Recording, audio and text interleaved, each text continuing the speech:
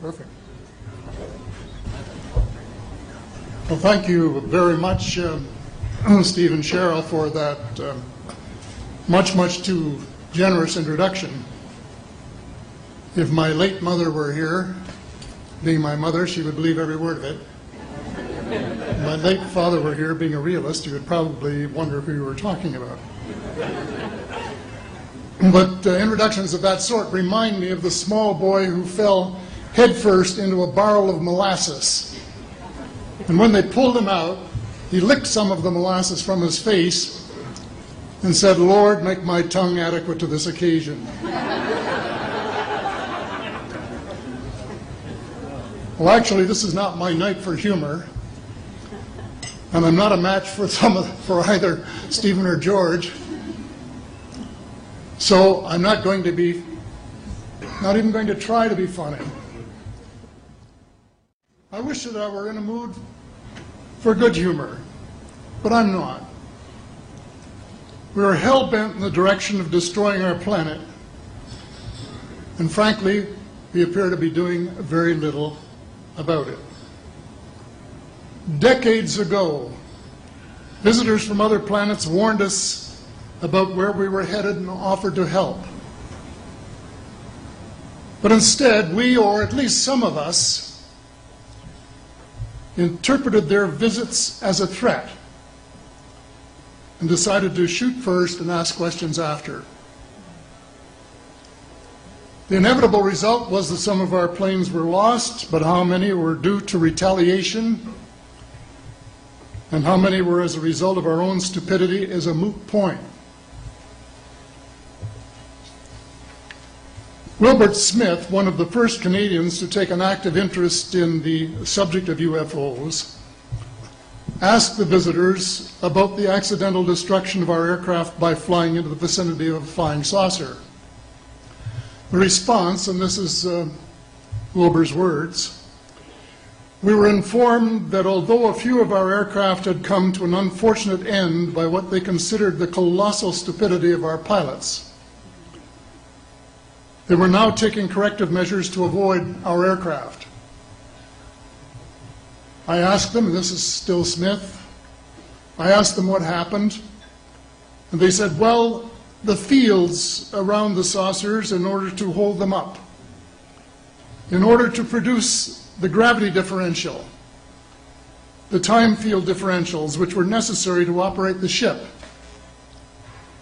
these sometimes produced field combinations which reduced the strength of materials to the point where they were no longer strong enough to carry the loads that the materials were expected to carry. Now, as we know, aircraft, particularly the military type, are built with a rather small factor of safety. And in these regions of reduced binding, the materials are no longer strong enough to carry the load, and the craft simply comes apart. When I read that, I was reminded of the late, great soprano Lily Pons, who used to smash crystal goblets with her high C. She would direct the sound at them, and something in the sound waves would change the structure of the glass, and it would fly apart. Well, this didn't satisfy our military chiefs, who must have thought that it was more important to secure American nuclear superiority, even though using it would result in the annihilation of us all, than to take the hint and start moving the planet back from the brink of global disaster. They, the military, must have been and still are so paranoid that they feel it necessary to use the visitors' technology to fight them off, rather than welcome them as partners in development, though they may have seconded a few renegades to assist them in what can best be viewed as diabolical developments.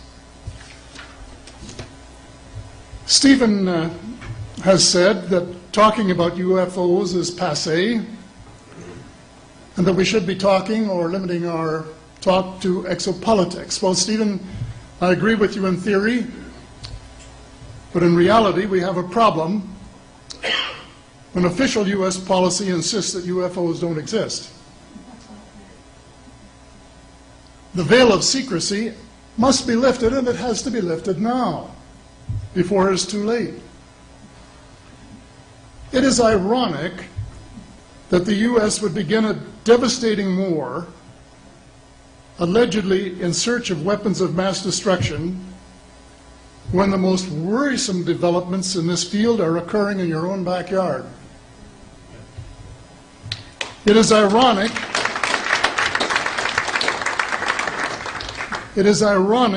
that the U.S. should be fighting monstrously expensive wars in Iraq and Afghanistan, allegedly to bring democracy to those two countries, when it itself can no longer legitimately claim to be called a democracy, when trillions, and I mean thousands of billions of dollars have been spent on projects about which both the Congress and the Commander-in-Chief have been kept deliberately in the dark.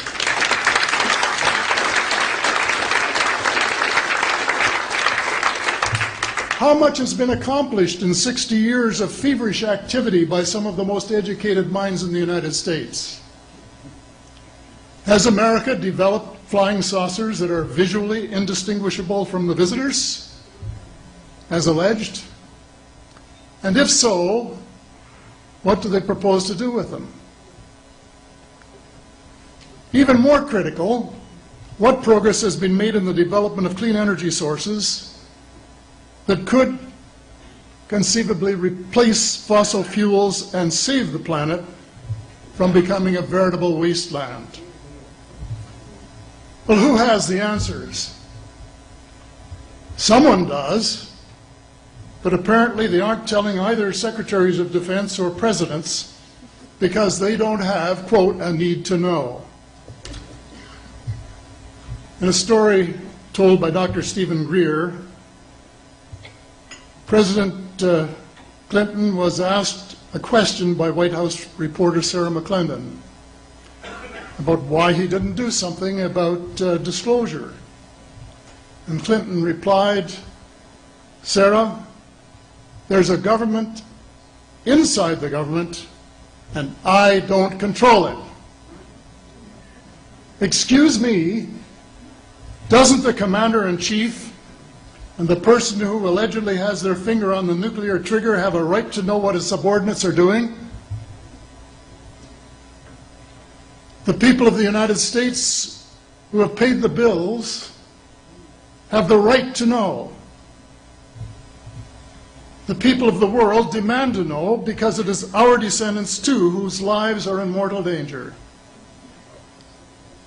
It is time for the people of the United States to launch a new war against the evil of lies, deceit, and darkness, and go all out to win the victory of truth and transparency and light.